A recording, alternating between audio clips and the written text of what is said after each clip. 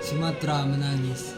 Bencana banjir besar yang melanda berbagai wilayah mulai dari Aceh, Sumatera Utara hingga Sumatera Barat telah menjadi tragedi kemanusiaan yang berulang.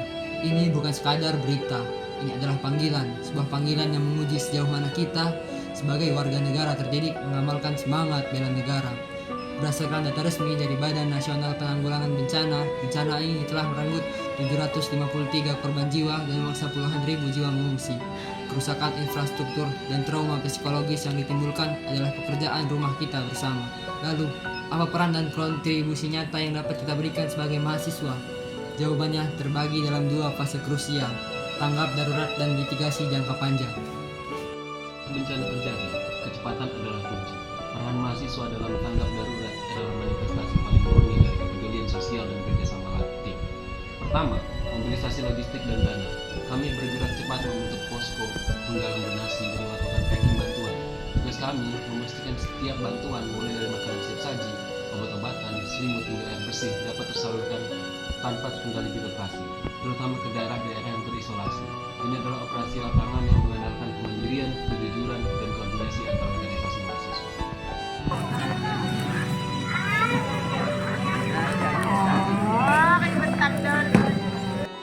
Kedua, bantuan berbasis ilmuwan di posko pengungsian. Disinilah ilmu yang kita pelajari di kampus menjadi kontribusi yang paling berharga. Mahasiswa kesehatan memberikan pemeriksaan dan pertolongan pertama. Mahasiswa psikologi menjadi pilar penting melalui program trauma healing, khususnya bagi anak-anak dan lansia, membantu mereka pulih dari bencana mental.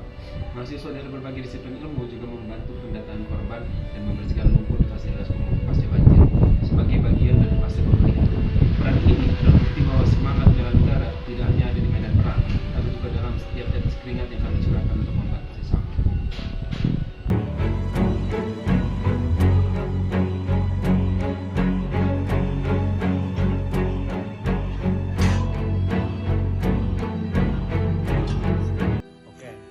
Tanggap darurat hanya mengobati gejala. Jika kita ingin mengakhiri siklus bencana ini, kita harus fokus pada mitigasi bencana. Nah, data dari BMKG seringkali menunjukkan curah hujan ekstrim sebagai pemicu. Namun kita tahu ada faktor yang struktur lain. Maka kontribusi kami dalam mitigasi ini adalah yang pertama, riset dan kajian ilmiah. Mahasiswa dari bidang teknik dan lingkungan melakukan kajian mendalam tentang kondisi sungai dan daerah resapan air, menyusun rekomendasi mitigasi yang berbasis data dan mengusulkannya kepada pemerintah daerah. Lalu yang kedua yaitu aksi lingkungan.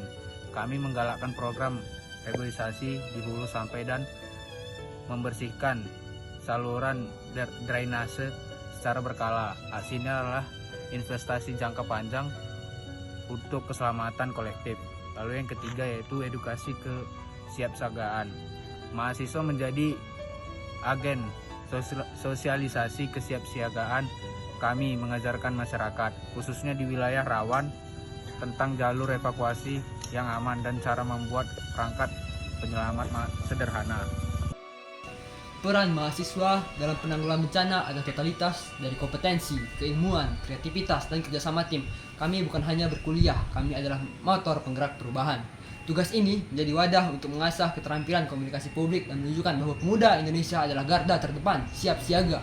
Kami mengajak seluruh masyarakat Indonesia, jangan biarkan kejadian ini berhenti di donasi. Mari bergabung dalam program mitigasi, mitigasi kebijakan lingkungan, dan jadilah masyarakat yang tanggap dan tangguh bencana di lingkungan Anda masing-masing. Bersama kita wujudkan bela negara dalam aksi nyata kemanusiaan. Bersama kita kuat, bersama kita bangkit. Salam tangguh.